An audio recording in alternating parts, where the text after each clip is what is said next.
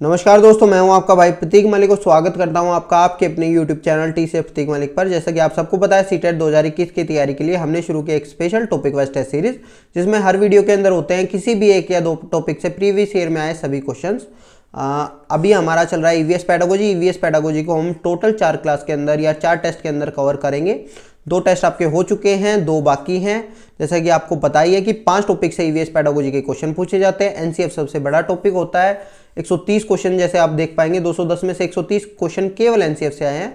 तो इसको हमने पिछली 2 क्लासेस के अंदर कवर कर लिया। बाकी बचे 4 टॉपिक को हम कवर कर लेंगे अगली 2 क्लास में, 2 टॉपिक करके। तो आज की जो हमारा टॉपिक रहेगा वो हमारा टॉपिक रहेगा सीडीपी और मेथड से। देखिए, कुछ ऐसे क्वेश्चंस होते हैं या कुछ ऐसे जो टॉपिक हैं वो हम सीडीपी के अंदर पहले ही कवर कर चुके हैं आपके, तो वो मैंने अलग से डाला हुआ इसके अंदर कि जो सीडीपी रिलेटेड, हमारे जो चाइल्ड डेवलपमेंट रिलेटेड जो क्वेश्चन आते हैं ईवीएस पेडागोजी में, तो आज हम उनको देखेंगे। उसके अभी तक टोटल आए हैं 23 क्वेश्चन, और साथ में मेथड भी आप ये कहेंगे कि हम वहाँ कवर कर चुके हैं, ठीक है, लेकिन यहाँ ईवीएस के पर्सपेक्टिव में वो कवर करेंगे। तो यहाँ हमारे टोटल 19, तो इस तरह से आपके टोटल हो गए हैं ये 42 क्वेश्चन। तो आज का जो टेस्ट रहेगा वो 42 क्वेश्चन का होगा। पहले 2 टेस्ट आपके 65 क्वेश्चन के थे, ठीक है दोस्तों। तो चलिए, आज की वीडियो स्टार्ट करने से पहले अगर आपने अभी तक हमारे चैनल को सब्सक्राइब नहीं किया है तो इसको सब्सक्राइब कर लेना। साथ ही आप हमसे जुड़ सकते हैं व्हाट्सएप पर भी। व्हाट्सएप नंबर है 8076392717, ठीक है। इस पे आपको अपना नाम जरूर लिख के भेजना है, सीटेट पेपर 1, सीटेट पेपर 2 जिसकी तैयारी कर रहे हो। और साथ में आप को मिल सकते हैं ईवीएस के नोट्स। आप अगर लिख के भेजेंगे कि ईवीएस के नोट्स चाहिए, ईवीएस के हिंदी और इंग्लिश में दोनों में नोट्स हैं। ईवीएस के जो 10 पेजेस के नोट्स है, उसके अंदर से आपका जो ईवीएस का 15 मार्क्स का जो एनसीईआरटी से पेपर आता है, तो 13 से 14 नंबर का हर बार उन 10 पेजेस में से आ जाता है। तो आपके लिए हेल्पफुल होंगे वो नोट्स, ठीक है। इसके अलावा इस टेस्ट सीरीज से पहले हमने 15 डेज क्रैश कोर्स भी करवा रखा है, वो भी आप सारी वीडियोस देख सकते हैं हमारे साथ में। अगर आप व्हाट्सएप पे मैसेज करते हैं तो आपको लिंक भेज दिया जाएगा, ठीक है। और साथ में अगर आपको पेड नोट्स चाहिए, ठीक है, ये तो मैं फ्री वाले बताए मैंने, कुछ हम फ्री देते हैं। और अगर आपको जो क्रैश कोर्स हमने करवा रखा है उसके पेड नोट्स चाहिए, तब भी आप इस नंबर पे व्हाट्सएप कॉल कर सकते हैं, ठीक है। पेड नोट्स चाहिए तो आप व्हाट्सएप कॉल कर सकते हैं। चलिए स्टार्ट करते हैं आज की वीडियो। देखिए, क्वेश्चन हमारा असेसमेंट से आया हुआ है, ठीक है। असेसमेंट सीडीपी में हमने किया था। तो ये कह रहे हैं कि एक संतुलित प्रश्न पत्र बनाने के लिए निम्नलिखित चरण के क्रमों में से कौन सा सही तरीका होगा, कि आप किस हिसाब से कोई भी एग्जाम बनाते हैं। तो अगर आप देखेंगे तो यहाँ पे 4-5 चीजें लिखी हुई हैं इन्होंने। डिजाइन तैयार करना, प्रश्न बनाना, अंक योजना बनाना, मार्किंग स्कीम, अंक योजना तैयार करना, ब्लूप्रिंट मिलान करना। तो 1 2 3 4, तो ये 4 स्टेप हैं। इन 4 स्टेप में से आपको ये पता होना चाहिए आप क्या कब कब करते हैं, ठीक है। तो सबसे पहला तो आपका काम ये होता है, अगर आपको कोई एग्जाम बनाना है तो सबसे पहले आप ये सोचते हैं कि एग्जाम आप लेंगे किस तरह का। सारा ऑब्जेक्टिव लेंगे, लॉन्ग आंसर टाइप लेंगे, कितने लॉन्ग आंसर टाइप क्वेश्चन होंगे, कितने ऑब्जेक्टिव होंगे। तो इस तरह से आप वो चीज करते हैं। तो जब ये चीज करते हैं तो उसको कहते हैं डिजाइन तैयार कर रहे हैं, आप पेपर का डिजाइन तैयार कर रहे हैं। आ गया समझ में? जब आपने ये तैयार कर लिया कि आपका जो पेपर होने वाला है उसमें कितने कितने मार्क्स के एग्जाम होंगे, तो वो आपका डिजाइन होता है, या आप ये कह सकते हैं पेपर पैटर्न। पेपर पैटर्न भी कह सकते हैं इसको और डिजाइन भी कह सकते हैं, ठीक है। सेकंड आपका होता है जब आप ये देखते हैं कि भाई ठीक है, अब हमने ये तो देख लिया कितने कितने मार्क्स के होंगे। अब मान लो मेरे को मैथ का लेना है, ठीक है। मैथ्स में मेरे 10 चैप्टर आते हैं, तो किस चैप्टर में से कितने मार्क्स का पेपर आएगा। जैसे कि सीबीएसई है, सीबीएसई अपना इशू करता है ब्लूप्रिंट हर साल, ठीक है। वो तो ये तक बता देता है कि इस चैप्टर में से इतने मार्क्स का क्वेश्चन आएगा, ठीक है। तो वो सब ब्लूप्रिंट में लिखा जाता है। तो ब्लूप्रिंट में क्या आता है कि जब आप ये तैयार करते हैं कि किस चैप्टर को आप कितनी वेटेज दे रहे हैं, ठीक है। और कई बार ये भी बता देते हैं कि उस चैप्टर से मान लो आपका कोई 10 नंबर का चैप्टर है, तो आप ये बता देते हैं एक 1 नंबर का क्वेश्चन आएगा, एक 3 नंबर का आएगा, एक 6 नंबर का आएगा। तो इस तरह से ये ब्रेकअप भी दे देते हैं। तो ये होता है ब्लूप्रिंट भाई, ठीक है। तो ये आप खुद का क्वेश्चन बनाने के लिए भी, खुद का क्वेश्चन पेपर बनाने के लिए भी ब्लूप्रिंट तैयार करते हैं कि मेरे को वेटेज कितनी लिखनी है, कहां कहां से पेपर तैयार करना है। फिर आप क्या करते हैं, फिर आप क्वेश्चन बनाते हैं। तो आप खुद क्वेश्चन बनाएंगे, हर चैप्टर में से आप क्वेश्चन बना लेते हैं, ठीक है। तो ये हो गया कि प्रश्न लिखना, ठीक है। राइटिंग द क्वेश्चन, ठीक है, राइटिंग द क्वेश्चन, या फिर एडिटिंग भी कर देते हैं फिर क्वेश्चन के अंदर। तो ये दोनों उसी के पार्ट हैं।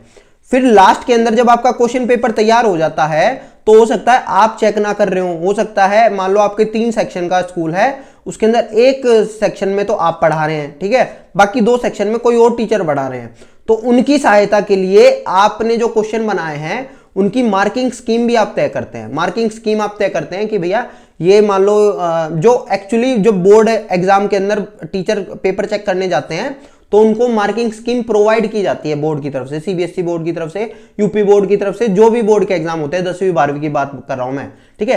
तो ये अंत में होता है आपका, जब पेपर बन गया, पेपर बनने के बाद मार्किंग स्कीम बनती है। क्यों?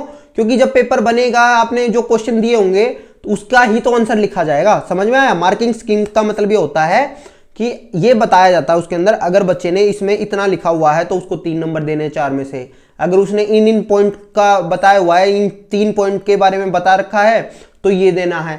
तो ये मार्किंग स्कीम होती है। अब समझना, मार्किंग स्कीम और आंसर की दोनों के अंदर डिफरेंस क्या है। मार्किंग स्कीम आपकी मेनली लेंदी क्वेश्चन जो होते हैं ना, लेंदी क्वेश्चन, लॉन्ग क्वेश्चंस होते हैं, उनके अंदर जो दी जाती है उसको मार्किंग स्कीम होती है। वो उसके अंदर क्या होता है, उसके अंदर टीचर के ऊपर छोड़ दिया जाता है कि भाई ये पॉइंट दिए होंगे तो आप इतने नंबर दे देना उनको, ठीक है। जबकि आंसर की होती है, आंसर की मेनली ऑब्जेक्टिव क्वेश्चंस के अंदर आती है। आंसर की क्या आती है? आंसर की आपकी ऑब्जेक्टिव टाइप का अगर क्वेश्चन पेपर अगर आप बनाओगे तो वो उसकी मार्किंग स्कीम है। समझ में आया? जैसे मान लो सीटेट की है, सीटेट की भी एक तरह से मार्किंग स्कीम होगी, आ गया समझ में। लेकिन सीटेट की मार्किंग स्कीम नहीं कहते, सीटेट की हम आंसर की कहते हैं। रीजन ये है क्योंकि वो किसी एक टीचर के लिए नहीं है, वो वहां किसी टीचर के लिए चेक करवाने के लिए नहीं दे रहे हम, वहां वो हम कंप्यूटर के लिए दे रहे हैं। समझ में आ गया? तो ये चीजें होती हैं, ठीक है। तो इसका आंसर है चौथा, अगर आप देख पाएंगे। नेक्स्ट पे चलते हैं भाई। बहुत आसान क्वेश्चन है। कह रहे हैं एक पब्लिक स्कूल में प्रत्येक कक्षा में लगभग 2 से 3 बच्चे विशेष आवश्यकता वाले हैं। कुछ बच्चे शारीरिक या मानसिक रूप से विकलांग या बाधित हैं। ये बच्चे अन्य बच्चों के साथ उसी कक्षा में एक साथ पढ़ते हैं। उपयुक्त पब्लिक स्कूल निम्न में से किसका अनुपालन करता है? जब मैंने कहा था, जब किसी बच्चे को रोका नहीं जा रहा और एक सारे बच्चे एक साथ पढ़ रहे हैं तो हमारी समावेशी शिक्षा है, इंक्लूसिव एजुकेशन है, ठीक है दोस्तों। नेक्स्ट पे चलते हैं भाई। कह रहे हैं सीमा प्रत्येक पाठ को रट कर तुरंत सीख लेती है, जबकि लीना चर्चा और ब्रेनस्टॉर्मिंग के बाद प्रत्येक पाठ को समझती है। यह के विकासात्मक सिद्धांत की ओर संकेत करता है। हमने बात की थी, विकासात्मक सिद्धांत था हमारा एक, ठीक है, डेवलपमेंट प्रिंसिपल था, उसके बारे में हमने बहुत सारे डिस्कस किए थे। उसमें से एक था जिसके अंदर बच्चों का लर्निंग स्टाइल, हर बच्चे का लर्निंग स्टाइल अलग अलग होता है। उसका कारण क्या था? क्योंकि उनके अंदर व्यक्तिगत भिन्नताएं होती हैं, इंडिविजुअल डिफरेंसेस होते हैं, ठीक है दोस्तों। तो ये सेकंड आंसर है इसका। नेक्स्ट पे चलते हैं भाई।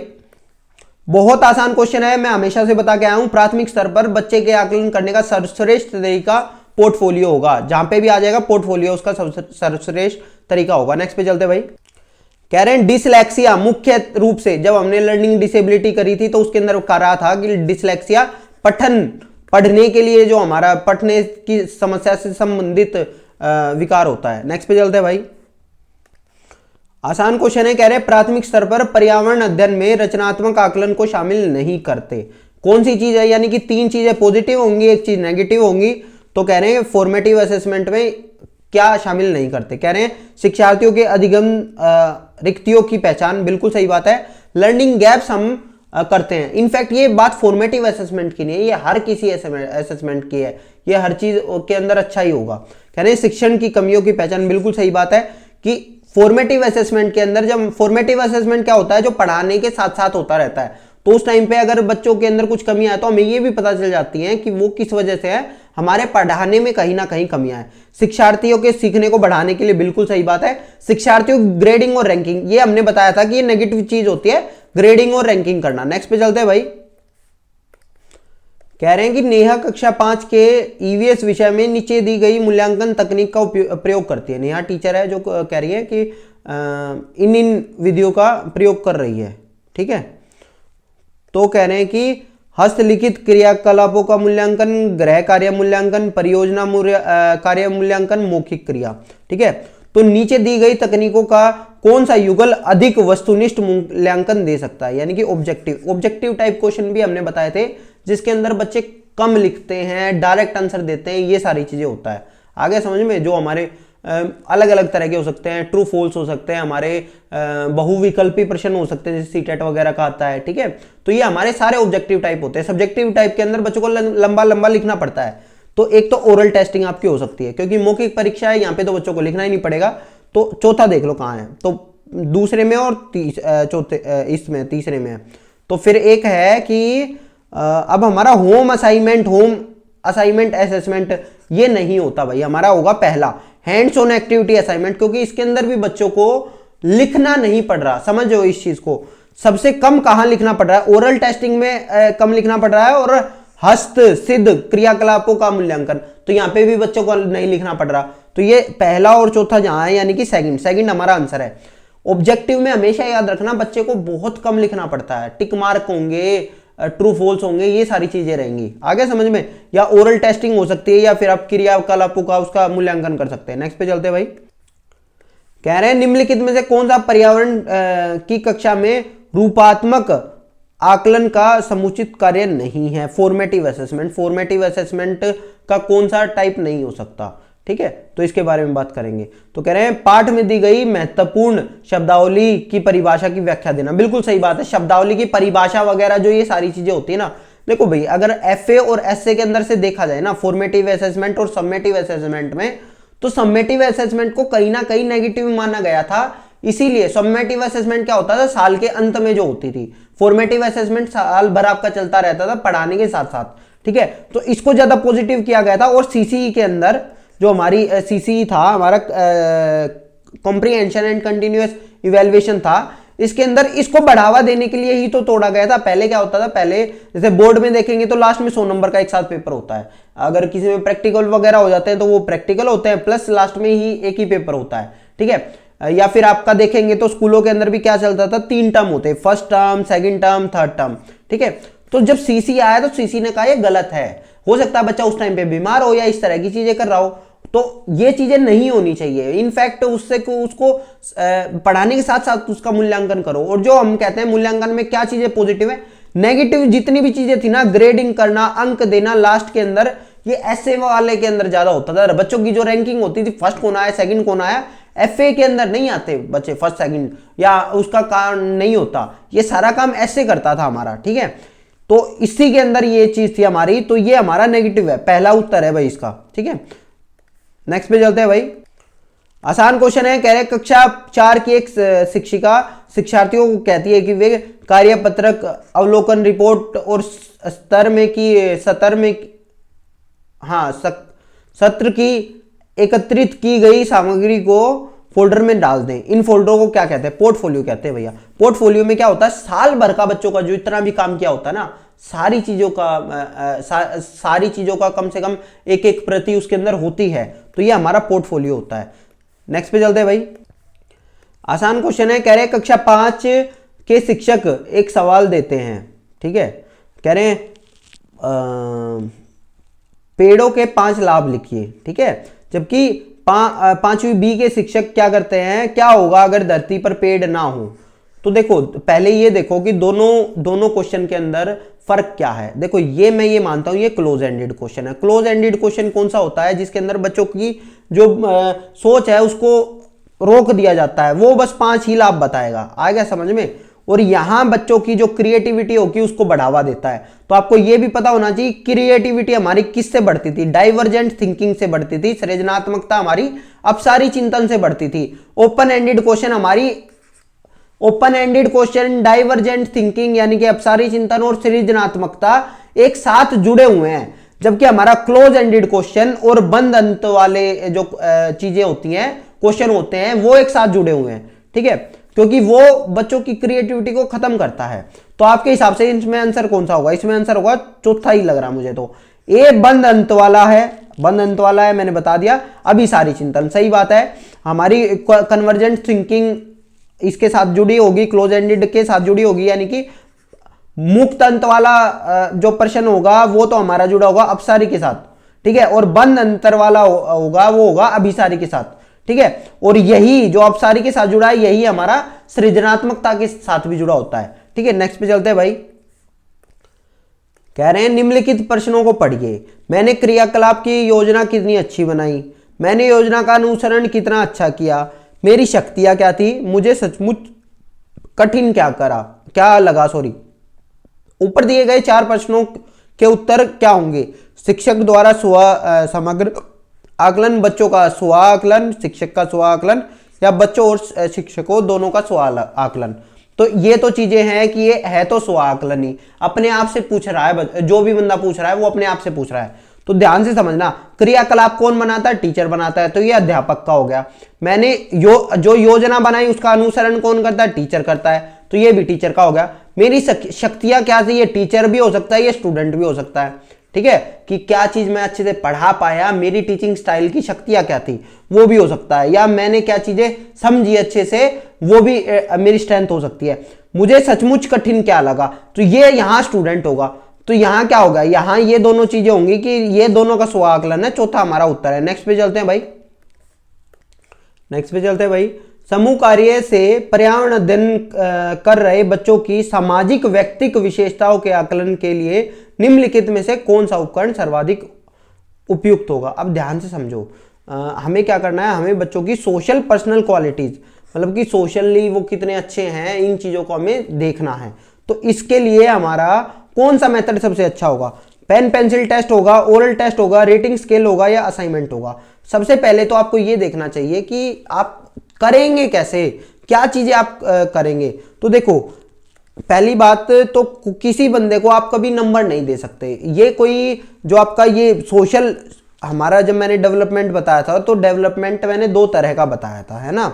एक तो हमारा क्वांटिटेटिव होता है, एक क्वालिटेटिव होता है। क्वांटिटेटिव वो वाला था जिस चीज को आप माप सकते थे, और क्वालिटेटिव वाला वो था जिसको आप माप नहीं सकते थे, जिसको आप अच्छा बुरा यही चीजें बता सकते हैं। आगे समझ में? तो ये चीजें थी। तो अभी जो हमारा सोशल डेवलपमेंट होता है वो हमारा प्योरली क्वालिटेटिव होता है। इसको आप माप नहीं सकते, इसको नंबर नहीं दे सकते कि इसको मैं 10 में से 10 देता हूं, इसको 10 में से 9 देता हूं, इसको हम माप नहीं सकते हैं। आगे समझ में? वो अच्छा बुरा फाइन ये सारी चीजें चलती है उसके अंदर। आगे समझ में? अब देखो होता क्या है कि अब इसी के अंदर हमारा जो ऑप्शन रहता है वो रेटिंग स्केल इसका आंसर रहेगा। रेटिंग स्केल इसका आंसर क्यों रहेगा? रेटिंग स्केल के अंदर क्या होता है? रेटिंग स्केल में आप कोई 4 या 5 पॉइंट बना लेते हैं कि मैं 4 या 5 पॉइंट देखूंगा, ठीक है। अगर मान लो मैं ये कह रहा हूं कि इस बच्चे की, ये बच्चा कैसा है, ठीक है, मान लो ये बच्चा हेल्थ में कैसा है, ठीक है, तो हेल्थ के हिसाब से आप उसको 10 में से 9 8 नंबर ये नहीं देखेंगे। आपने क्या किया? आपने 4 या 5 पॉइंट बना लिए। मान लो 5 पॉइंट बना लिए। पहला पॉइंट बनाया कि एक ओवरवेट तो नहीं है, ठीक है। सेकंड पॉइंट बनाया कि भाई ये 100 मीटर कितनी देर में भागता है, मतलब कि आपने बना लिया कि 15 सेकंड में अगर भागता है तो ठीक है, उससे ज्यादा में भागता है तो इसका मतलब ये इसके अंदर कमी है। तो यहां आपका जो रेटिंग स्केल होता है, रेटिंग स्केल से आपको ये होता है कि 5 पॉइंट रेटिंग स्केल चलता है हमारा ईवीएस के अंदर, ठीक है। तो यही करेंगे आप जो क्वालिटेटिव तरह से आप जिनको मापते हैं, ठीक है। तो ये आपका आंसर होगा इसका। नेक्स्ट पे चलते हैं भाई।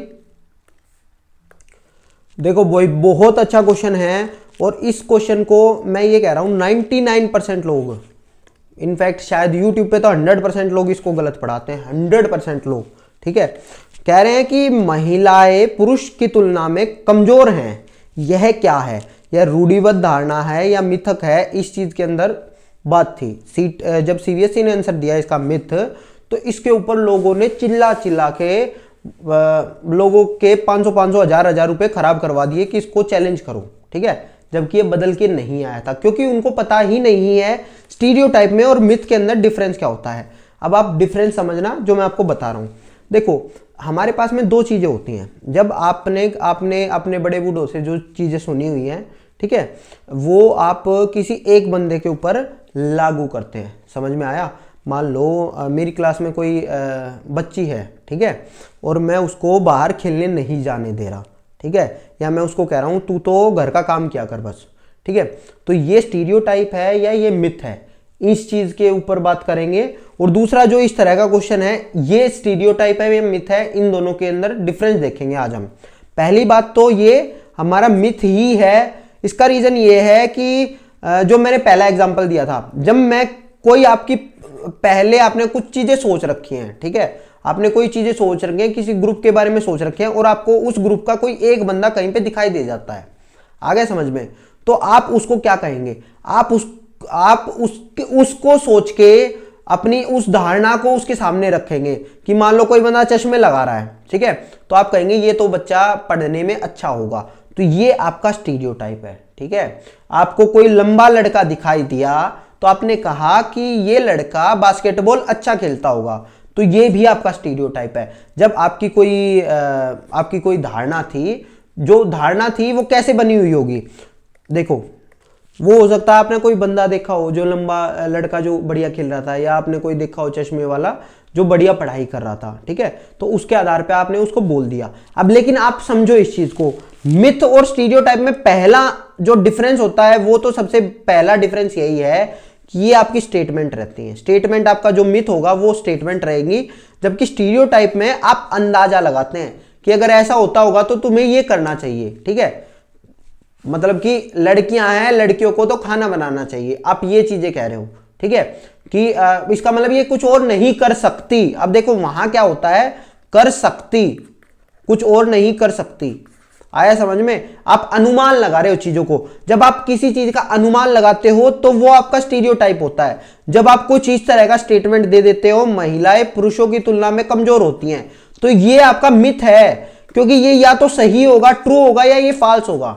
आ गया समझ में, ये या तो ट्रू होगा या ये फॉल्स होगा, ये बीच में नहीं हो सकता। अगर आप किसी पर्सनल एक बंदे के लिए आपको ये चीज कह रहे हैं तो वो हो सकता है, वो उस टाइम पे ट्रू भी हो सकती है, वो उस टाइम पे फॉल्स भी हो सकती है। अगर मान लो आपने ये वाली बात कह दी कि चश्मे वाला लड़का है ये पढ़ाई में अच्छा होगा, तो उसके अंदर वो ट्रू भी हो सकती है और फॉल्स भी हो सकती है, क्योंकि ये चीज पर्सन टू पर्सन डिपेंड कर रही है, समझना इस चीज को। लेकिन जब हम बात करते हैं पूरे के पूरे ग्रुप की, ठीक है, महिलाएं पुरुषों की तुलना में कमजोर होती है, यानी कि एक भी कोई ऐसी महिला नहीं है जो किसी एक भी पुरुष की तुलना में बेहतर होगी, तो ये या तो ट्रू है या ये फॉल्स है।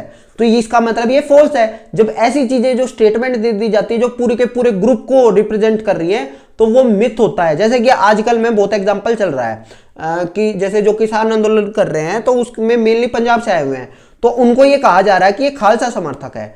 तो इसके अंदर से, अब मैं एक चीज कह रहा हूं, इसके अंदर से जब आप पूरे के पूरे ग्रुप के लिए कोई एक ऐसी चीज कह देते हैं कि ये तो सारे खालसा समर्थक है, या ये आपने जब पूरे के पूरे ग्रुप को लेबल कर दिया किसी चीज के लिए, तो वो चीज गलत है, तो वो मिथ का पार्ट होती है, वो मिथक होती है। अगर उसके अंदर से उस जो जितने भी किसान आंदोलन में लोग बैठे हुए हैं उनके अंदर से अगर एक भी बंदा ऐसा निकल आया जो कि खालसा समर्थक नहीं है, मतलब सॉरी खालसा कह रहा हूं, खालिस्तान समर्थक नहीं है, सॉरी भैया, खालसा तो अच्छी चीज है, ठीक है, लेकिन जो खालिस्तान समर्थक नहीं है, जिसको नहीं पता, खालिस्तान एक आइडियोलॉजी है जो ये मान करती है जैसे पाकिस्तान अलग हुआ तो पंजाब को भी अलग करके उसको खालिस्तान बना देना चाहिए, ठीक है। तो अगर वो उसको नहीं निकल के आया तो वो पूरी तरह से वो चीज गलत हो जाती है, आगे समझे, तो वो मिथ बन जाता है। तो यही चीजें होती हैं। तो होगा क्या कि जब, फिर मैं दोबारा रिपीट कर रहा हूं ये चीज आपके लिए, कि जब पूरे के पूरे ग्रुप को आप किसी भी एक बंदे को देख के जज कर लेते हैं, जब एक बंदे को देख के पूरे ग्रुप को जज किया जाए तो वो आपका मिथ होगा। और जज नहीं किया जाता, पूरे के पूरे ग्रुप को के लिए स्टेटमेंट बोल दी जाती है, आगे समझ में। और एक होता है स्टीरियोटाइप। स्टीरियोटाइप के अंदर चीजें क्या होती हैं, स्टीरियोटाइप के अंदर आप कि किसी ग्रुप के रिलेटेड आपके दिमाग में कोई चीजें हैं कि जो लंबे बच्चे होते हैं वो अच्छा खेलते हैं, बास्केटबॉल अच्छा खेलते हैं। अब उस पूरे के पूरे ग्रुप के लिए जो आपकी धारणा बनी हुई है ना, उस धारणा को किसी एक बंदे के ऊपर जब आप लागू करने की कोशिश करते हैं तो हो सकता है वो लागू हो भी जाए, हो सकता है वो लागू ना भी हो, तो वो आपका स्टीरियोटाइप होती है। समझ में आ गया? तो ये चीजें होती है, आगे समझ में। नेक्स्ट पे चलते हैं भाई। आसान क्वेश्चन है। बाला क्या है? बाला होता है building as learning aid. Building as learning aid, इसके अंदर हम बिल्डिंग के अंदर चीज़ें जो लर्निंग के लिए चीज़ें होती हैं, जैसे कुछ ड्राइंग बना दी या हमने सीढ़ियों के ऊपर टेबल लिख दी, ये सारी चीज़ों का यूज़ करते हैं, तो वो हमारा बाला के अंदर आता है। नेक्स्ट पे चलते हैं भाई। मतलब कुछ भी हमारा जिससे बच्चे सीख सके, बिल्डिंग को ही एज ए TLM की तरह हम यूज़ कर लेते हैं। नेक्स्ट पे चलते हैं भाई। आसान क्वेश्चन है हमारा, असेसमेंट से ही क्वेश्चन है। पर्यावरण अध्ययन में शिक्षक के द्वारा बच्चों को स्वयं आकलन, जब स्वयं आकलन के लिए बात कर दी, चिल्ड्रन सेल्फ असेसमेंट कर रहे हैं, तो वो सीखने के समान आकलन होता है। असेसमेंट एज लर्निंग होता है, इस बात का ध्यान रख लेना, ठीक है दोस्तों। नेक्स्ट पे चलते हैं कह रहे हैं which technique is used in rating scale. Rating scale के अंदर कौन सी टेक्निक होती है? मैंने हमेशा से बताया कि रेटिंग स्केल के अंदर हम क्या करते हैं, क्वालिटेटिव चीजों को देखते हैं हम। क्वालिटेटिव चीजें कौन सी होती हैं?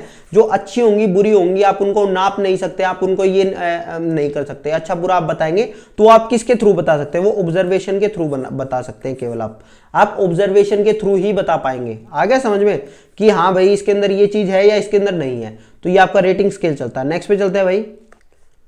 कह रहे हैं which of the following is not a tool of formative assessment, यानी कि जो रचनात्मक आकलन है, यानी कि साल के एंड में नहीं होता। आ गया समझ में? तो ये लास्ट वाला ही देख लो कौन सा है, वार्षिक उपलब्धि परीक्षण। यही हमारा ऐसा है जो फॉर्मेटिव असेसमेंट नहीं है, ये हमारा क्या है, समेटिव असेसमेंट है, यानी कि एसए है। नेक्स्ट पे चलते हैं। ये हमारा एफए का पार्ट नहीं है। नेक्स्ट पे चलते हैं। आसान क्वेश्चन है, थॉर्नडाइक की थ्योरी से है ये। कह रहे कक्षा में एक बच्चा अपनी अतीत की समान स्थितियों में की गई प्रतिक्रिया के आधार पर नई स्थितियों में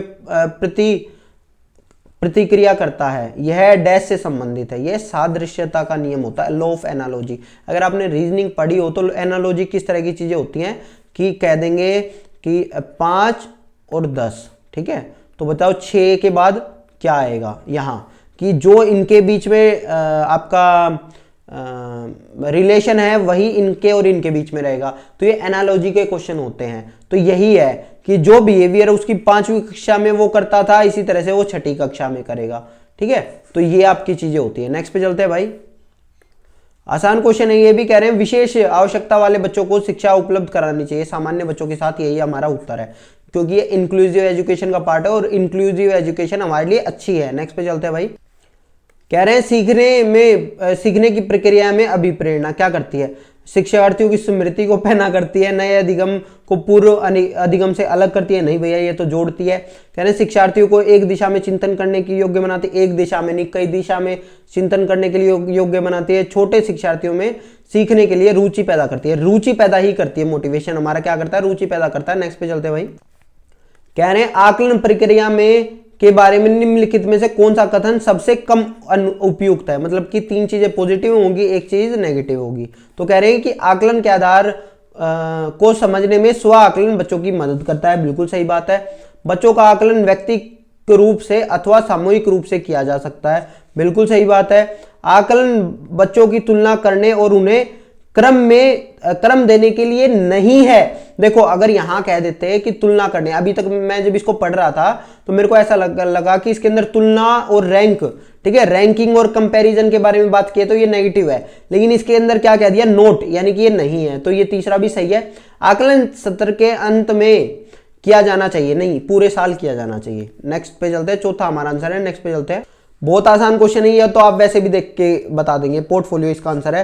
कह रहे हैं एक शिक्षक प्रतिदिन बच्चे की सीखने की प्रगति का ब्यौरा रखता है, उसके जीवन में घटित महत्वपूर्ण घटनाओं का वर्णन अभिलेख भी करता है। कौन सा है ये? पोर्टफोलियो ही होता है। इससे पहले भी इस तरह का क्वेश्चन आया था। नेक्स्ट पे चलते हैं। अब हमारा सीडीपी से रिलेटेड जो क्वेश्चन थे वो तो हो चुके हैं। अब जो नेक्स्ट टॉपिक से रिलेटेड है उनके बारे में बात करते हैं। चलिए अब देखिए, ईवीएस मेथड से हमारा ये क्वेश्चन है। तो ये कह रहे हैं कि पर्यावरण अध्ययन की शिक्षिका वायु प्रकरण को पढ़ाते समय यह प्रदर्शित करना चाहती है कि वायु में भार होता है और वह जगह घेरती है। देखो 2 चीजें वो पढ़ा रही है। कह रही है एक तो हवा के अंदर भार होगा और वह जगह घेरती है। उसके सहयोगी इस उद्देश्य के लिए उसे निम्नलिखित 4 भिन्न गतिविधियां सुझाते हैं। 4 एक्टिविटीज उसके टीचर्स ने उसको बता दी है, मतलब साथी जो टीचर्स है उसके। तो कह रहे हैं खाली उल्टा बीकर पानी की सतह के ऊपर रखें और उसे नीचे धकेलें। अब ध्यान से समझना, कोई बीकर होगा या डब्बा होगा या अपने नहाते टाइम पे ये सब ने कर रखा होगा ये काम, कि जो खाली डब्बा होगा उसको नीचे आप धकेलते होंगे। ठीक है, तो ये चीज आपका क्या बताता है? ये चीज आपका ये बताता है कि जो आपकी हवा होती है वो जगह घेरती है। पहले वाली एक्टिविटी से जगह घेरने वाली चीज आ जाएगी। आ गया समझ में? नेक्स्ट आता है suck the juice through a स्ट्रो के माध्यम से जूस को खींचना। ये कुछ भी नहीं बताता है। इन दोनों में से एक भी चीज नहीं होती है। गुब्बारे में हवा भरना, गुब्बारे में हवा भरना भी क्या बताएगा कि वायु जगह घेरती है। ठीक है, तो 2 भरे हुए गुब्बारे एक छड़ से बंधे तथा साम्यावस्था में ले आए, तब किसी एक गुब्बारे को फोड़ दें। तो क्या होगा, जो गुब्बारे को आपने फोड़ा वो गुब्बारा आपका, अगर आप तोल रहे हैं किसी चीज को, ठीक है, ये कह रहे हैं इसका मतलब ये है कि आप एक रोड के ऊपर आपने दोनों गुब्बारों को टांग दिया, दोनों गुब्बारे अभी एक साथ में एक जगह ही टंगे हुए हैं, लेकिन जैसे ही आपने एक गुब्बारे को फोड़ा तो दूसरा ये फोड़ा गुब्बारा ऊपर चला जाएगा और दूसरा नीचे आ जाएगा। तो आपके हिसाब से ये किस में आ जाएगा, ये इसमें आ जाएगा कि वायु के अंदर भार होता है। आया समझ में? तो अब ये कह रही हैं which of the above activity will lead to demonstrate the desired result. तो आपके हिसाब से कौन सी एक्टिविटीज के हिसाब से ये जो टीचर है ये दोनों चीजें पढ़ा सकता है, ठीक है? कौन कौन सी एक्टिविटी?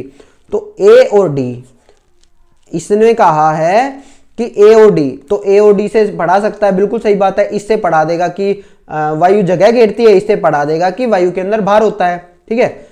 नेक्स्ट पे चलते हैं, कह रहे हैं बी और डी। बी और डी तो हमारा पढ़ा ही नहीं सकता कभी भी। ए और सी, ए और सी से भी अगर ए और सी को मैं एक साथ पढ़ाऊंगा तो मेरा भार वाली चीज तो मैं पढ़ा ही नहीं पाऊंगा, ठीक है? ए और बी नहीं हो सकता, तो इसका आंसर हमारा क्या होगा? ए और डी। अगर यहां ऑप्शन में सी और डी होता तो वो भी हो सकता था हमारा ऑप्शन, ठीक है? सी और डी भी हमारा ऑप्शन हो सकता था, लेकिन वो है नहीं ना, ठीक है? इस वजह से हमारा आंसर ए और डी है। नेक्स्ट पे चलते हैं भाई,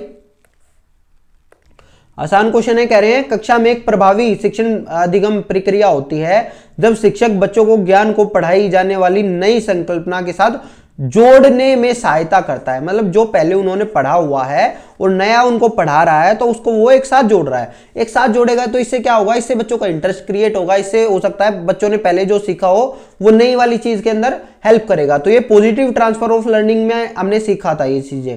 तो इसके पार्श्व में निहित उद्देश्य को कौन से को बढ़ावा देता है? तो ज्ञान का सहसंबंध, बिल्कुल सही बात है, ज्ञान का सहसंबंध बना रहा है और स्थानांतरण करना है, यानी कि ट्रांसफर ऑफ नॉलेज हो रही है। कौन सी ट्रांसफर ऑफ नॉलेज हो रही है? पॉजिटिव हो रही है। तो यही हमारा आंसर था इसका। नेक्स्ट पे चलते हैं भाई, कह रहे हैं सरिता की शिक्षिका उसे विभिन्न सामूहिक गतिविधि में शामिल करती है, जैसे समूह चर्चा, समूह परियोजना आदि। उसकी शिक्षिका सीखने के किस आयाम का अनुगमन कर रही है? लर्निंग कौन सी डायमेंशन का अनुगमन कर रही है? अब ध्यान से समझना, जब हम ग्रुप एक्टिविटी, ग्रुप डिस्कशन वगैरह कर रहे थे तो सीबीएसई ने एक चीज कही है कि ग्रुप एक्टिविटीज और ग्रुप डिस्कशन को हमें ज्यादा से ज्यादा बढ़ाना है। उसका रीजन ये है क्योंकि लर्निंग एक सोशल एक्टिविटी होती है। तो इसका आंसर चौथा है। आपने ये सीडीपी के जब क्वेश्चन करे थे ना, उस टाइम पे एक्चुअली ये वाली लाइनें लिखी होती थी कि लर्निंग हमारी सोशल एक्टिविटी है, तो इसके लिए आपको कौन सी चीज आपको करनी पड़ेगी? तो वहां पे आपका होता था कि ग्रुप वर्क हम करवाएंगे, ग्रुप डिस्कशन करवाएंगे, ग्रुप एक्टिविटी करवाएंगे। यहां क्वेश्चन को पलट के दे दिया। नेक्स्ट पे चलते हैं भाई, कह रहे हैं इसके अलावा निम्नलिखित पर्यावरण अध्ययन की पढ़ाने की विधियां हैं, यानी कि एक विधि नहीं है, बाकी 3 विधियां हैं, ठीक है? तो कह रहे हैं व्याख्यान द्वारा स्पष्ट करना, एक्सप्लेन थ्रू लेक्चर। लेक्चर देना टीचर सेंटर्ड अप्रोच होती है। टीचर सेंटर्ड अप्रोच कभी भी हमारी जो बच्चों के लिए होती है अच्छी नहीं होगी, खासकर ईवीएस पढ़ाने के लिए। Learning centre, learner centred approach, child centred approach हमारे लिए होनी चाहिए। तो ये हमारा दूसरा, तीसरा, चौथा ये तीनों होंगे, लेकिन पहला नहीं होगा, इसलिए हमारा पहला आंसर है। नेक्स्ट पे चलते हैं भाई, बहुत आसान क्वेश्चन है। कह रहे हैं प्रयोग और प्रयोगात्मक कार्य करते हेतु श्यामा का निष्पादन कक्षा में सर्वश्रेष्ठ है, उसे बहुत सृजनात्मक शिक्षार्थी माना जाता है। क्रिएटिव है बच्चा, ठीक है, इसलिए वह डैश द्वारा संकल्पनाओं से सीखते हैं। अनुकरण, अभिसारी, चिंतन, अपसारी। हमने बताया था कि जहां संरचनात्मकता होगी, संरचनात्मकता होगी, सृजनात्मकता होगी, वो सारी की सारी हमारी किसके अंदर होगी?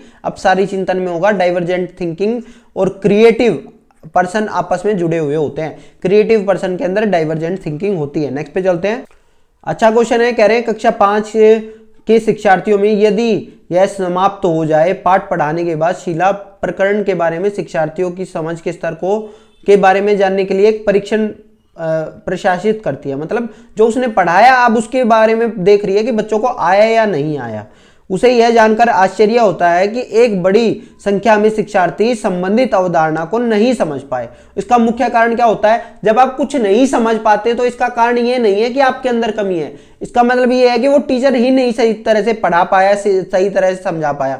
उसे प्रकरण को पढ़ने के लिए सही पद्धति का प्रयोग नहीं किया था, यही सही बात है। उसने प्रकरण को पढ़ाने के लिए उन्हें करेक्ट मेथडोलॉजी का यूज नहीं किया। तो इसका आंसर है पहला। नेक्स्ट पे चलते हैं भाई, अभी ये सेम क्वेश्चन हमने पहले भी किया था। कह रहे हैं रश्मि को यह सिखाया जाता है कि वह प्रश्न पत्र बनाते समय निम्नलिखित में से क्या क्या करेंगे। सबसे पहले आप क्या करेंगे, सबसे पहले आप रूपरेखा या डिजाइन करेंगे, ठीक है, कि आपका पेपर पैटर्न क्या होगा, ठीक है। उसके बाद आप क्या करेंगे, उसके बाद ब्लूप्रिंट बनाएंगे, उसके बाद प्रश्न पत्र लिखेंगे, उसके बाद एडिटिंग तक क्वेश्चन पेपर। आया समझ में? राइटिंग ऑफ क्वेश्चन के बाद एडिटिंग आता है। तो हमारा यहाँ पे क्या आंसर आ गया है, यहाँ पे हमारा आंसर आ गया सेकंड, ठीक है। नेक्स्ट पे चलते हैं भाई। आसान क्वेश्चन है, कह रहे हैं निम्नलिखित तालिका का अध्ययन कीजिए।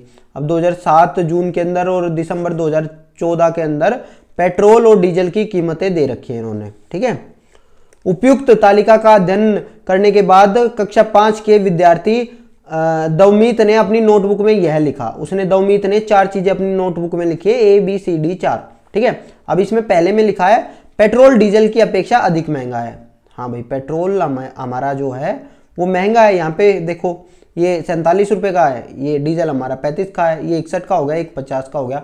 आज की डेट में डीजल हमारा पेट्रोल से महंगा हो रखा है। डीजल सस्ता है इसलिए सेकंड हमारा क्या कह रहा है, पेट्रोल की अपेक्षा डीजल के मूल्यों में वृद्धि का प्रतिशत अधिक है। अब ये कह रहे हैं कि पेट्रोल की यहां से भी उसने प्रतिशत निकाल लिया होगा, कोई दिक्कत की बात नहीं है, ठीक है। तो कह रहे हैं डीजल सस्ता है इसलिए सार्वजनिक परिवहन इस पर चलते हैं, और डीजल पेट्रोल से सस्ता ईंधन है, लोगों को डीजल वाली गाड़ियां खरीदनी चाहिए। तो अब के अंदर अब यहाँ पे ऑप्शन दे रखे हैं कि निम्नलिखित में से कौन सा सही है। निष्कर्ष और परीक्षण। परीक्षण और निष्कर्ष देखो, एक होती है आपकी ऑब्जर्वेशन होती है और एक होता है इन्फ्रेंस यानी कि निष्कर्ष।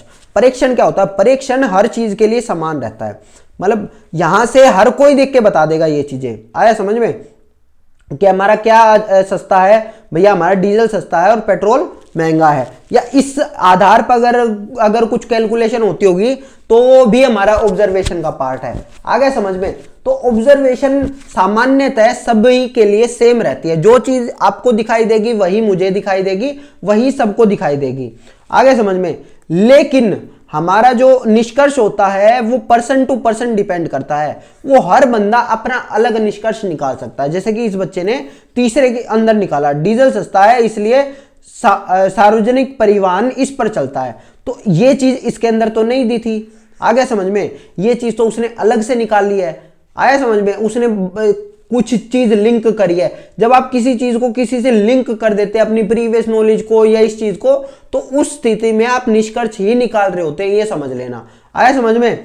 तो डीजल पेट्रोल से सस्ता है, लोगों को डीजल वाली गाड़ियां खरीदनी चाहिए। तो यहां से वही है, जब आप कुछ चीज दे के आप कुछ सजेशन वगैरह करते हैं तब भी आप निष्कर्ष निकाल रहे होते हैं कि मेरे को तो ये चीज इतनी समझ में आई है और मैं इसके आधार पर ये कह सकता हूं, तो वो आपका निष्कर्ष होता है। आया समझ में? मान लो कोई मेरे से ये कहता है कि सर केवीएस की वैकेंसी कब आने वाली है, मैं ये कहता हूं मेरे हिसाब से तो अभी नहीं आएंगी, मेरे हिसाब से तो आने वाला अभी टाइम लगेगा, ठीक है। तो वो मेरा निष्कर्ष है केवीएस की वैकेंसीज के लिए जो मैं कर रहा हूं, या मेरा अनुमान है। अनुमान और निष्कर्ष होता है, ये जो आप अपनी तरफ से करते हो ये हर बंदे का अलग हो सकता है। ऑब्जर्वेशन क्या है? ऑब्जर्वेशन मेरी ये है कि केवीएस की वैकेंसीज अभी तक नहीं आई है, या पास्ट में जो चीज हुआ इतिहास को आप ऑब्जर्व कर सकते हैं, लेकिन इतिहास के आधार पर जब आप किसी चीज की आप आगे के लिए कुछ व्याख्यान करते हैं या कुछ चीजें करते हैं या अपना अंदाजा लगाते हैं तो वो निष्कर्ष का पार्ट हो जाता है। तो इसके अंदर अगर आप देखेंगे तो आपका क्या होगा, आपका बी और सी और डी निष्कर्ष है, सी और डी निष्कर्ष है, और ये ऊपर वाले आपके परीक्षण हैं। तो इसके अंदर आपका पहला उत्तर आ जाएगा CNDR इन्फ्रेंसेस। नेक्स्ट पे चलते हैं भाई। कह रहे हैं प्राथमिक कक्षाओं में पर्यावरण अध्ययन के लिए निम्नलिखित सामान्य उपागमों का अनुपालन किया जाता है केवल इसे छोड़कर, यानी कि 3 चीजें तो सही दी होंगी, एक नहीं दी होगी, या इस तरह का कुछ भी चीज होगी। तो कह रहे हैं मूर्त से अमूर्त की ओर ये होता है, सरल से कठिन की ओर ये भी होता है, स्थानीय से वैश्विक की ओर ये भी होता है, अमूर्त से मूर्त ये नहीं होता। तो केवल डी इसका उत्तर होगा, पहला इसका आंसर है। नेक्स्ट पे चलते हैं भाई। अच्छा क्वेश्चन है, कह रहे हैं राधा विभिन्न प्रकार के यात्रा टिकटों का उपयोग कर रही है, ऐसे टिकटों के उपयोग से निम्नलिखित में से किस संकल्पना पर प्रभावपूर्ण ढंग से चर्चा की जा सकती है। मतलब कि आप टिकट दिखा के बच्चों को क्या क्या पढ़ा सकते हो। कह रहे अलग अलग साधनों की यात्रा करने पर अलग अलग लागत भी भिन्न होती है, सही बात है। जब आप ट्रेन से जाओगे तो आपकी अलग कॉस्ट आएगी, जब आप प्लेन से जाओगे कहीं तो अलग कॉस्ट आएगी। जैसे अभी मान लो मैं गुवाहाटी जा रहा हूँ तो मैं ट्रेन से जाऊँगा तो मुझे अलग पे करना पड़ेगा, और फ्लाइट से जब मैं आया था तो मुझे अलग पे करना पड़ा था। तो ये हमारी अलग अलग होती है, ठीक है। तो कह रहे हैं यात्रा की लागत उस वाहन द्वारा प्रयुक्त ईंधन पर निर्भर करती है। भैया ये तो कहीं नहीं लिखा होता टिकट के अंदर, ये कहीं नहीं लिखा होता। टिकट के अंदर जो चीज लिखी होती है वही तो आप बच्चों को पढ़ा सकते हो। टिकट के ऊपर कभी आपको ये लिखा होता है कि ये टिकट ये हमारा कौन से ईंधन से चल रहा है, ये चीज हमारी बिजली से चल रही है, डीजल से चल रही है, पेट्रोल से चल रही है, ये तो लिखा ही नहीं होता है। तो आप ये तो पढ़ा ही नहीं सकते। सार्वजनिक परिवहन से एक स्थान से दूसरे स्थान पर जाने के लिए हमें टिकट चाहिए, ये चीज आप पढ़ा सकते हो कि भैया ये हमारा सार्वजनिक स्थान है, सार्वजनिक परिवहन है, पब्लिक ट्रांसपोर्ट है, तो आपको ये चाहिएगा, टिकट चाहिएगा, जब ही आप ट्रेवल कर सकते हो। आरक्षण प्रक्रिया को की समझ, रिजर्वेशन प्रोसेस की भी समझ आप नहीं कर सकते। तो इसका उत्तर है ए और सी, ठीक है, ए और सी आंसर होगा। नेक्स्ट पे चलते हैं भाई। आसान क्वेश्चन है, कह रहे हैं निम्नलिखित में से कौन सा प्राथमिक स्तर पर पर्यावरण अध्ययन के आकलन के लिए उपकरण और तकनीक है। इनमें से कौन सा होगा। परियोजना कार्य भी है, क्षेत्र भ्रमण भी है, जर्नल लिखना भी है, विचार मंच कंसेप्ट मैपिंग भी है। बिल्कुल सही बात है, ए बी सी डी तीनों है, चारों हैं मतलब। तो आंसर आ गया हमारे सेकंड। नेक्स्ट पे चलते हैं भाई। कह रहे हैं प्रयोग करना आकलन का एक संकेतक है। निम्नलिखित में से कौन सा एक प्रयोग करने संबंधित संकेतन का आकलन करने का सबसे उपयुक्त तरीका है। ठीक है, प्रयोग करने का, प्रयोग आप कैसे करते हैं, क्रिएटिव राइटिंग से करते हैं, प्रयोग थोड़ी करेंगे। प्रयोग में आप क्रिएटिव राइटिंग कहां से आ गई। डेमोन्स्ट्रेशन में तो आप टीचर ही खुद डेमोन्स्ट्रेट करेगा। हैंड्स ऑन एक्टिविटी, बच्चे इसके अंदर खुद करके देखते हैं तो वही आपका होगा। प्रयोग करते हैं तो बच्चों को खुद दे देते हैं, भैया करके दिखाओ, तो यही है हमारा तीसरा इसका उत्तर है। नेक्स्ट पे चलते हैं भाई। कह रहे हैं पर्यावरण अध्ययन में विषय वस्तु थीम आधारित उपागम को अपनाने में समर्थन में निम्नलिखित में अपनाने के समर्थन में निम्नलिखित में से कौन सा तर्क सबसे अधिक सशक्त है। कि आप थीम बेस्ड अप्रोच क्यों रखते हैं, जो हमारा एनसीएफ कहता है कि थीम होनी चाहिए। तो भैया हमने कल भी किया था ये कि हमारा होलिस्टिक मैनर के अंदर होना चाहिए आपका। आ गया समझ में। आपको बच्चों को आप एक ही चीज नहीं पढ़ा रहे, मान लो आप प्लांट नहीं पढ़ा रहे केवल, ठीक है, आपने प्लांट और आपके जो एनिमल है उनको आपने एक ही थीम के अंदर लिखा हुआ है कि हमारे मित्र, ठीक है, हमारे आसपास, हमारा पास पड़ोस और मित्र, इस तरह की चीज के अंदर हमने थीम के अंदर इसको रखा हुआ है। तो इससे आपके आंसर है तीसरा। यह विषय सीमाओं को नरम बनाने और संपूर्णता के ज्ञान को प्राप्त करने में मदद करता है, यही है हमारा। जब हम कोई टॉपिक नहीं पढ़ाते, हमने बात करी थी कल भी इस बारे में कि हमारा टॉपिक बेस्ड नहीं होती चीजें, हमारी थीम बेस्ड होती है। तो थीम के अंदर हो सकता है 4 तरह के अलग अलग टॉपिक पढ़ा देंगे हम, ठीक है, लेकिन थीम हमारी वही रहेगी। जैसे वोटर है, वोटर हमारी जो थीम है इसके अंदर हम अलग अलग चीजें पढ़ा सकते हैं उनको। आया समझ में। नेक्स्ट पे चलते हैं भाई। कह रहे हैं पर्यावरण अध्ययन के शिक्षण अधिगम में सर्वेक्षण का उद्देश्य है समुदाय के साथ अन्योन्य क्रिया का अवसर देना। बिल्कुल सही बात है। बच्चे आसपास में जाके क्वेश्चन पूछते हैं, वो वहां पे जाके उनको इंटरेक्ट करने की अपॉर्चुनिटी मिलती है। बिल्कुल सही है। बच्चों को विभिन्न लोगों के प्रति संवेदनशील बनाना, ये भी सही है। सूचना के प्रत्यक्ष प्राप्त करने का अवसर देना, सही बात है। वो फर्स्ट हैंड इंफॉर्मेशन कलेक्ट करके लाते हैं। सेकंड हैंड कौन सी होती है, सेकंड हैंड जैसे जो किताबों से पढ़ते हो आप, ये सारी चीजें। फर्स्ट हैंड क्या होता है, जब आप खुद जाकर देखते हो उन चीजों को, ठीक है। आकलन के एक अवसर के रूप में इसका उपयोग करना है, बिल्कुल सही बात है। तो उपयुक्त में तो कौन सा सही है, ए बी सी डी तीनों है, चारों हैं। चलिए नेक्स्ट पे चलते हैं। पहला उत्तर था इसका। नेक्स्ट पे चलते हैं। ये क्वेश्चन हमने किया भी था ईवीएस में, मैंने शायद पहले जब एनसीएफ करवाया था उसी टाइम पे बताया था कि अल्टरनेटिव फ्रेमवर्क या फिर अल्टरनेटिव थिंकिंग है, इसका क्या अर्थ होता है। एक्चुअली ये क्वेश्चन किस तरह से था कि बच्चे कुछ अलग तरह से सोचते हैं।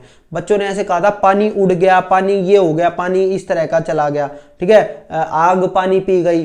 तो हम उसको कह रहे थे कि ये क्या है, तो हम कह रहे थे कि उनके अल्टरनेटिव आइडियाज हैं। तो यही है कि वैकल्पिक ढांचे या अल्टरनेटिव फ्रेमवर्क क्या होता है। तो कह रहे हैं विचार जो अवधारणाओं के औपचारिक रूप से स्वीकृत सब स्पष्टीकरण से अलग हैं, वो विचार जो एक्चुअली जो आप कहते हैं कि सही है, हमारी चीजें सही हैं, उनसे वो अलग होते हैं। मैंने हमेशा से बताया था कि जो बच्चे होते हैं वो गलत नहीं सोचते हैं, वो हमसे अलग सोचते हैं। तो उसके लिए हमने अलग को हमने अल्टरनेटिव फ्रेमवर्क या फिर अल्टरनेटिव थिंकिंग, इस चीज से हम कहते हैं उनको। नेक्स्ट पे चलते हैं भाई। आसान क्वेश्चन है, कह रहे हैं आपातकालीन परिस्थितियों के बारे में बात करने के लिए प्रिया ने बच्चों के अनुभव पूछे। जब उन्हें कभी आपात स्थिति का सामना करना पड़े, बच्चों ने आग, बिजली के झटके, सड़क दुर्घटनाओं के साथ अपने अनुभव सुनाए। उन्होंने प्रश्न पूछे, उनकी मौजूदा समझ का आकलन किया और समाचार पत्रों से सड़क सुरक्षा विज्ञापन जैसे संसाधनों का उपयोग करने के लिए सुरक्षा पहलुओं पर चर्चा की और क्रमशः अलग आग और बिजली के झटकों पर सुरक्षा दिशा निर्देशों पर चर्चा के लिए एलपीजी और इलेक्ट्रिक बिल का इस्तेमाल किया। प्रिया द्वारा अपनाया गया सबसे उपयुक्त दृष्टिकोण कौन सा है? इंक्वायरी बेस्ड अप्रोच है हमारी ये कौन सी है? इंक्वायरी बेस्ड अप्रोच है। बच्चों ने इंक्वायरी की है। हमने देखो एक्सपेरिमेंट क्या होता है, जब क्लास के अंदर ही कुछ एक्सपेरिमेंट करते हैं। अब भूकंप या आग लगा के तो नहीं दिखाएंगे ना हम बच्चों को, तो ये तो नहीं हो सकता, ठीक है। तो ये हमारा क्या होता है, ये हमारी इंक्वायरी बेस्ड होती है, अन्वेषण। इंक्वायरी करते हैं, हम पूछते हैं, हम पता करते हैं। यहाँ पे लिखा हुआ है साफ साफ कि उन्होंने प्रश्न पूछे। आगे समझ में। नेक्स्ट पे चलते हैं भाई। कह रहे लोगों का मनोरंजन करने के लिए नाचने वाले बंदर स्वतंत्र बंदरों से किस प्रकार भिन्न है? इस प्रश्न के माध्यम से क्या आकलन किया जा सकता है?